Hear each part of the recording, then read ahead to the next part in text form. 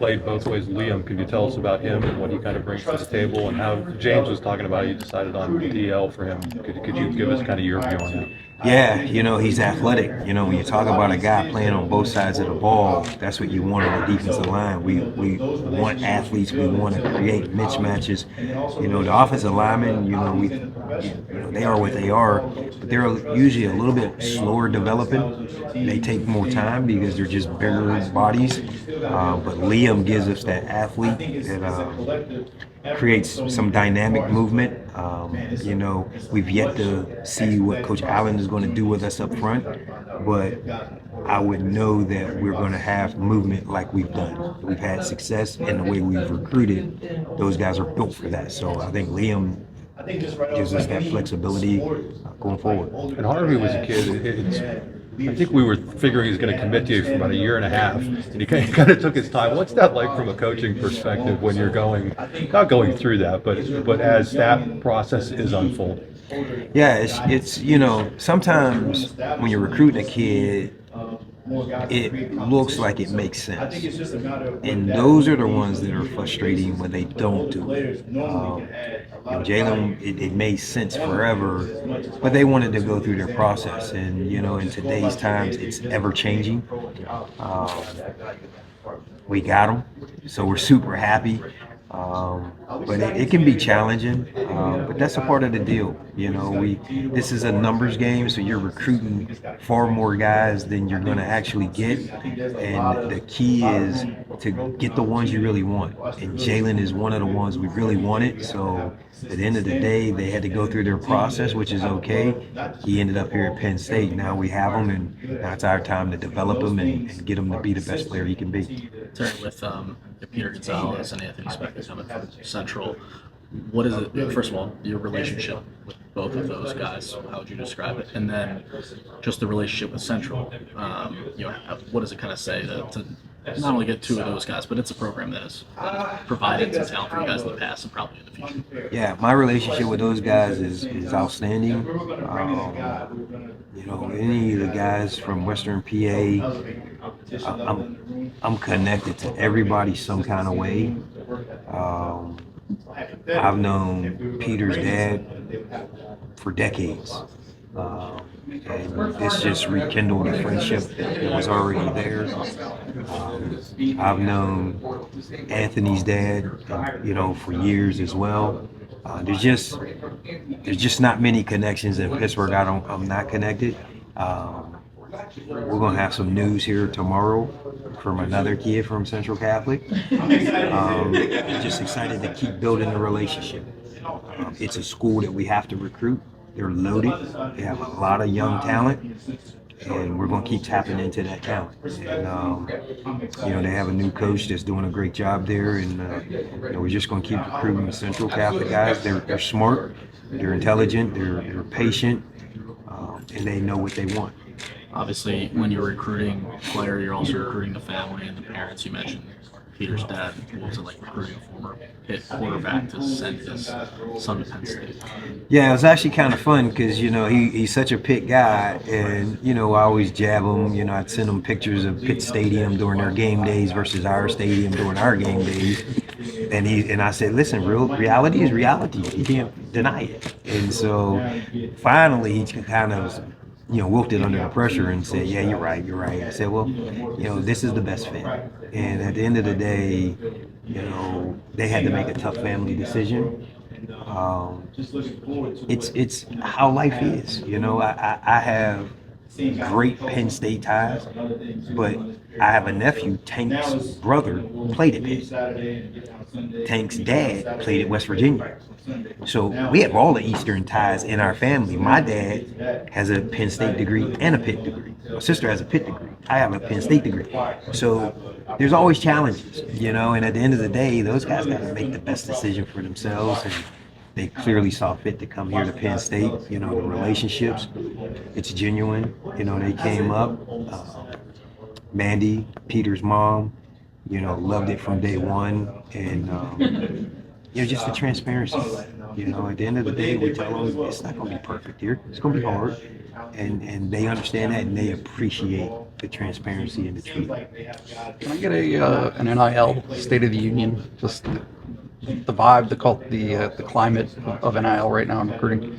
The NIL is challenging. You know, what are the rules of it?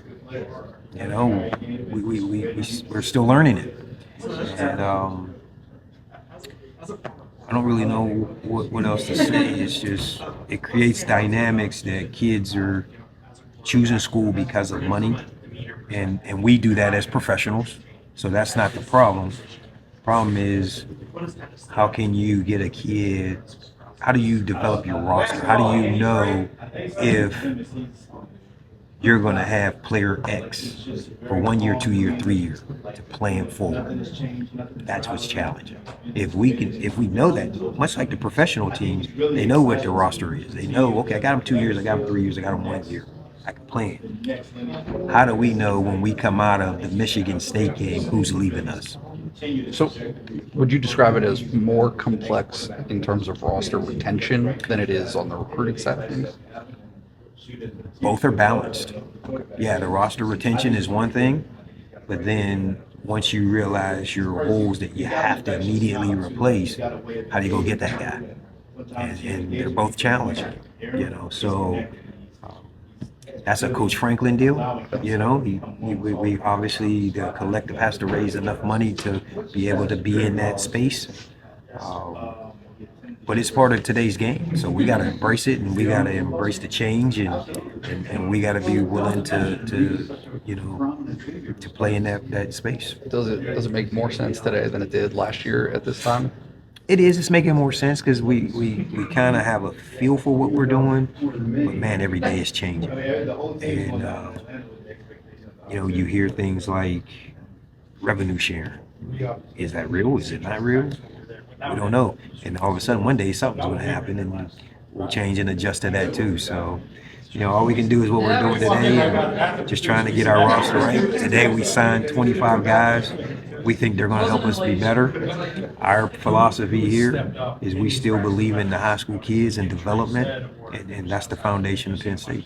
Coach, what is your overall assessment of the defensive backs committed in this class? I think we got a great group. Our two safeties we think are elite. We think those guys can come in and push the room to get better really quickly. Excuse me. The three corners, I think they're elite. The two kids we got out of Florida are high-end guys that all the Florida schools wanted them. I think Kenny Woolsey is a sleeper. This kid is a winner. You watch him in that state championship game. He contributed so many different ways. They had been denied the prior 2 years, and he told me all year, he said, Coach, watch, I'm going to lead us to victory. And that's who he is, just a leader and a winner. So I think with those five guys, they're going to be early contributors. And I think we have a couple special ones. Is there an emphasis now on the secondary, given that USC, UCLA, Oregon, Washington have more of a prolific passing background, to make sure that Penn State's secondary is better suited to face teams that are coming from the Pac-12 that just have that more inclination to be almost the antithesis of Michigan? I don't think there's more emphasis. I think we've been the best secondary in the country for the last 2 years. I think we just got to continue. You know, we've produced guys like Jair Brown and Jaquan Brisker, Joey Porter. This year, Kalen King, Johnny Dixon, Daquan Hardy. You know, and next year be KJ and Jay Reed and those guys. We just got to continue that. You know, we want to be a man cover team because you can stop the run better if you can play man on the perimeter, and we just got to continue to find guys that can cover on the outside. With the possibility of potentially replacing all three starters at your three defensive back spots in a typical formation on Penn State's defense, who has stepped up, risen to the occasion in these practices and projecting well for 2024? Yeah, Cam Miller, you know, we'll see a lot of him in the bowl game. You know, I think he bodes to be the next guy. He's the oldest guy in the room. He's played the most football of the guys that's left. We got some young guys. Elliott Washington's had a great freshman year. Zion Tracy has stepped up as well. Those guys will see a little more playing time in the bowl game as well. And then a kid that came in here this summer, Davian Collins, he's had a great fall. And he's kind of entered into the mix. So, just all those guys just need reps. And as those reps sort through, we'll figure out who the best ones are. Follow up on that, AJ and John, do you think they can come in and contribute? Like, probably not start, but do you think they could, because of your cornerback room, because of how it looks, at least at the moment, do you think they could get on the field next year? They have the ability and the talent, absolutely. The challenge for high school kids is to learn the system, right? And there's anywhere from 1 to 10 different things that can happen on a snap. Can they recall all that information in 3 seconds? And if they can recall it, some kids can't, and some kids can. So, Joey Porter couldn't do it his freshman year, but he got it as he went on in his career. Kalen Keene could do it in his freshman year. There's no way to tell who's going to do it until they get here, but talent-wise, absolutely.